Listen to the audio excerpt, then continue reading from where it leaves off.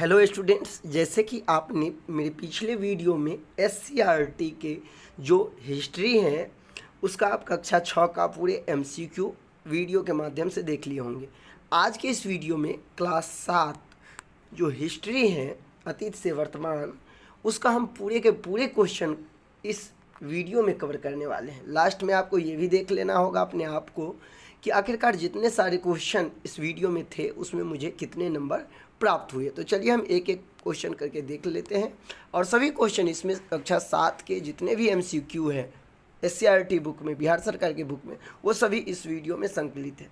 तो सबसे पहला क्वेश्चन है, मध्यकाल में मंदिर की निर्माण कितनी शैलियों में होते थे। उस समय जो मंदिर यानी कि जो मध्यकालीन मंदिर हैं वो 3 तरह के शैली में बने होते थे। कितने प्रकार? 3। यदि हम बात करें तीनों शैली की तो एक आपका था द्रविड़ शैली, ठीक है। एक क्या था? द्रविड़ शैली। द्रविड़ शैली की यदि हम बात करें तो द्रविड़ शैली आपका जो है वो कहाँ के थे? इस एरिया के। तो द्रविड़ शैली जो है मूल रूप से हम यदि बात करें कृष्णा और कावेरी नदियों के बीच की भूमि होती है, वो क्या था आपका? द्रविड़ शैली। यदि हम दूसरा बात करें तो वो था आपका नागर शैली। कौन शैली? नागर शैली। तो नागर शैली की यदि हम बात करें तो हिमालय और विंध्य पहाड़ियों के बीच की जो धरती है उस एरिया में नागर शैली में निर्मित मंदिर मिल जाएंगे। और एक जो और आपका है वो है वेसर। कौन? वेसर। वेसर, ठीक है। तो ये आप तीनों समझ गए। चलिए हम बढ़ते हैं अगला क्वेश्चन।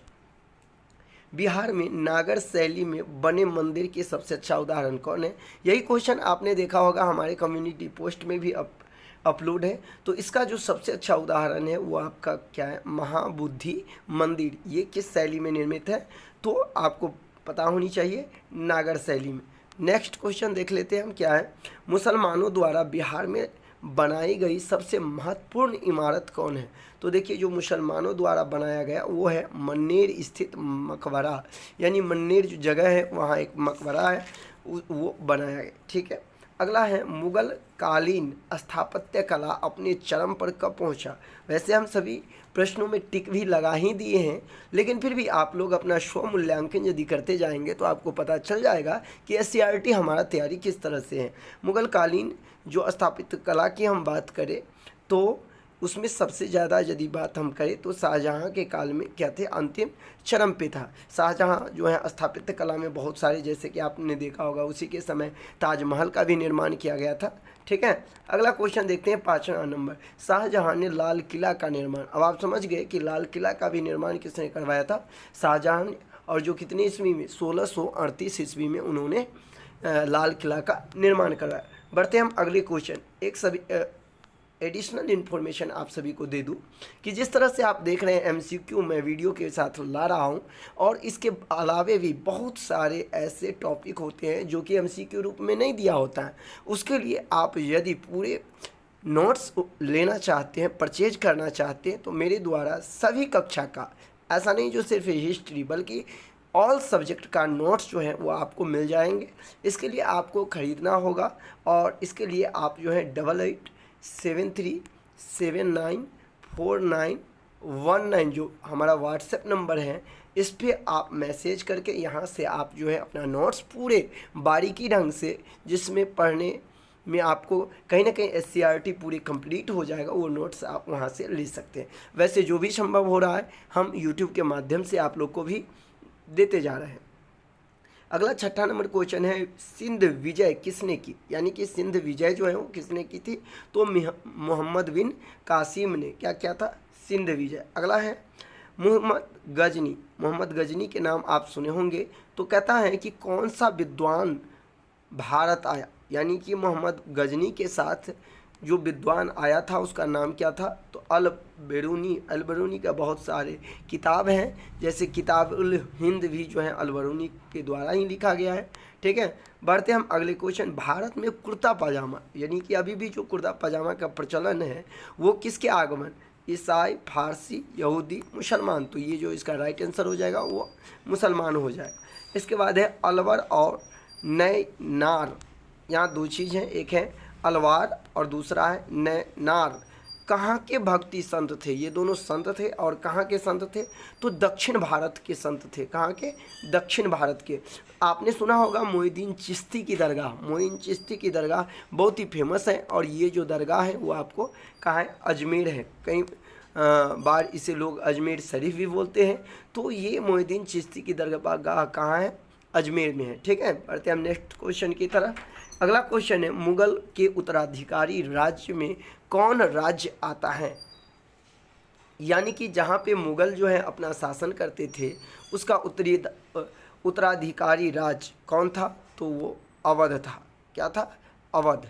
ठीक है, अगला है, बंगाल में स्वायत्त राज्य की स्थापना किसने की थी?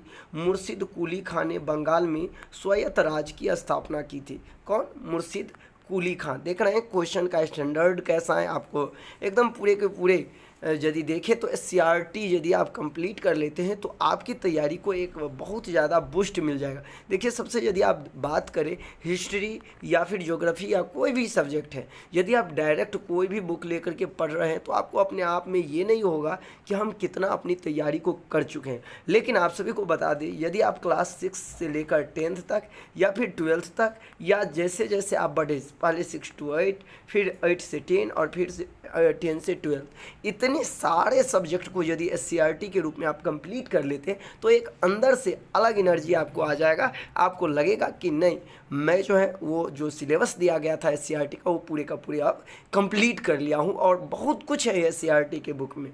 ठीक है, देखते हैं हम अगला क्वेश्चन। सिख के एक शक्तिशाली राजनैतिक एवं सैनिक शक्ति के रूप में किसने परिवर्तन किया? ठीक है, सिखों के। तो इसका जो सही होगा वो गुरु गोविंद सिंह होगा। गुरु तेग बहादुर, गुरु अर्जुन देव, गुरु नानक, ये सब सिख धर्म के गुरु हैं। लेकिन इसमें यदि हम बात करें सैन्य शक्ति के रूप में तो गुरु गोविंद सिंह आता है। ठीक है, अगला क्वेश्चन है, शिवाजी ने किस वर्ष स्वतंत्र राज्य की स्थापना की थी? तो शिवाजी जो है वो 1674 ईस्वी में स्वतंत्र राज्य की स्थापना की थी। कितने ईस्वी में? 1674 ईस्वी में। यदि हम बात करें मराठा परिसंघ का प्रमुख कौन था? क्या है क्वेश्चन? मराठा। देखिए, सबसे पहले ये मराठा से रिलेटेड है, ध्यान रखेंगे। परिसंघ का जो यदि हम बात करें प्रमुख कौन था तो वो था पेशवा। ठीक है, क्या था? पेशवा। अगला क्वेश्चन हम 16 नंबर क्वेश्चन देख लेते हैं। क्या है? उर्दू की उत्पत्ति किस शताब्दी में हुई? उर्दू जो आप उर्दू भाषा का प्रयोग करते हैं, इसमें ये पूछा गया है कि किस शताब्दी में जो है उर्दू भाषा की। आपके पास ऑप्शन है 8, 10, 11, 12। तो इसका राइट आंसर हो जाएगा 11वीं शताब्दी में जो है उर्दू की क्या हुई? उत्पत्ति हुई। इसके बाद है उर्दू शब्द का शाब्दिक अर्थ क्या है? यदि हम बात करें उर्दू और इसके शाब्दिक अर्थ का, तो उर्दू का शाब्दिक अर्थ जो होता है वो शिविर होता है। क्या होता है? शिविर। उसी के साथ ईरानी सिंधु को क्या कहते हैं? ईरानी सिंधु को क्या कहा जाता था? तो ईरानी सिंधु जो है, ईरानी सिंधु को क्या कहते थे? मिस्टेक है यहाँ, ध्यान। पुनः मैं आप सभी को बोल दूं कि सिंधु जो नदी है उसे ईरानी लोग क्या कहते थे? तो वो लोग हिंदू कहते थे। क्या कहते थे? हिंदू। किस चीज़ को? तो सिंधु को। ठीक है, बढ़ते हम अगले क्वेश्चन की तरफ।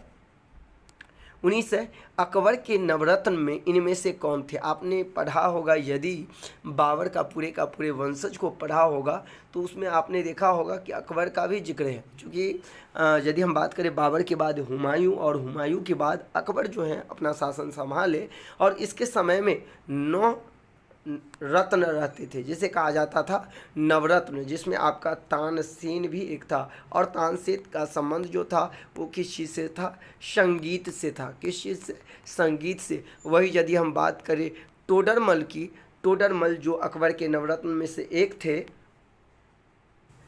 तो टोडरमल जो थे वो वित्त मंत्री थे। यदि हम बात कर ले आप लोगों को इस क्वेश्चन के साथ ही कि अकबर के नवरत्न कौन कौन थे, तो आपको बता दे, बीरबल था, इसके बाद भगवान दास था, अब्दुल रहीम खान खाना, इसके बाद टोडरमल, मान सिंह, इसके बाद मुल्ला दो प्याजा और फ़कीर अजुद्दीन, और उसी के साथ आपका था तानसेन और अबुल फजल।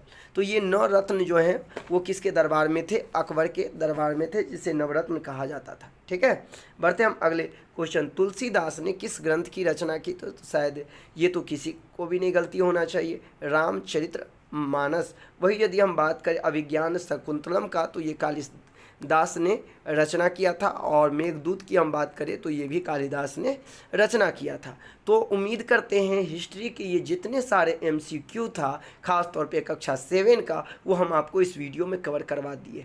अगला वीडियो में हम लेकर के आएंगे क्लास 8 का जितने भी MCQ हैं वो लेकर के आएंगे। तो यदि आप चैनल पे नए हैं तो चैनल को सब्सक्राइब अवश्य कर लें, क्योंकि SCRT के जितने भी MCQ बुक में दिए गए हैं वो सारे इस चैनल पर आपको मिल जाएंगे। साथ ही साथ आप सभी क्लास की यदि नोट्स लेना चाहते हैं तो मैं पुनः आप सभी को बोल दूं कि हैंड यानी खुद से लिखा हुआ ये नोट्स आपको मिलेंगे, और उसमें आपको जो है वो इसके लिए मैसेज करना होगा 88737949 और 19। यहाँ से संपर्क करते आप अपना जो है नोट्स परचेज कर सकते हैं। मिलते हैं नेक्स्ट वीडियो में। अभी के लिए बस इतना ही। बने रहे मेरे इस YouTube channel CTT success classes में। धन्यवाद।